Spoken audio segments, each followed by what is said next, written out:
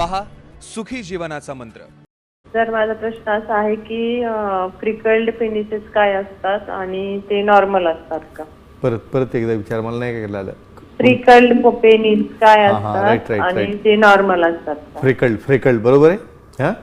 अतिशय छान म्हणजे तुम्ही इतका अभ्यास करता ना, म्हणजे बरेचदा मला फारही सोपं जातं तुम्हाला प्रेझेंट करायला, की ज्यामुळे तुम्हीच आपले क्वेश्चन देता. सांगूया फ्रिकल्ड काय असतात.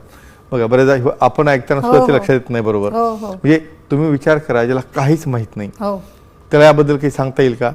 आणि बऱ्याचदा फ्रिकल्ड पेनिसेसला काहीतरी इन्फेक्शन झालं, फंगस झालं, त्याला कधी अँटीबायोटिक चालू करा, काहीतरी लेझर करा, असे प्रकार चालू होतात. सांगूया आपण काय ते. नावातच येतं फ्रेकल्ड. बरेचदा तुम्ही बघा, हे बनाना किंवा केळी पाहता बघा, कधी त्या प्लेन अशा ग्रीन असतात आणि कधी त्यावरचे डॉट डॉट डॉट असतात. याला फ्रेकल्स म्हणतात. कारण हे डॉट डॉट का तयार होतात की मेलॅनिन नावाचं पिगमेंट जे आपल्या अवयवामध्ये असतं, सेक्शुअल पार्टमध्ये असतं, मेल आणि फिमेल दोघांमध्येही. तर काही जणांमध्ये त्याचं डिस्ट्रीब्युशन हे स्पॉटी फॉर्ममध्ये झालेलं असतं. त्यामुळे काय वाटतं बऱ्याचदा, अरे यावर काही इन्फेक्शन तर झालं नाही, किंवा यातलं कुठलं फंगल इन्फेक्शन तर नाही, किंवा याला काही स्किनचा आजार तर नाही का? कारण इरेट अवस्थेमध्ये त्या ठिकाणी ते स्पॉट आणखी प्रॉमिनंट होतात. आणि बऱ्याचदा पार्टनर, तुझ्यामुळं मला इन्फेक्शन होईल किंवा मला काही प्रॉब्लेम झाला तर त्या व्यक्तीला अजिबात समागम करू देत नाही. मित्रांनो, असं करू नका. कुठलीही लैंगिक समस्या लपवू नका.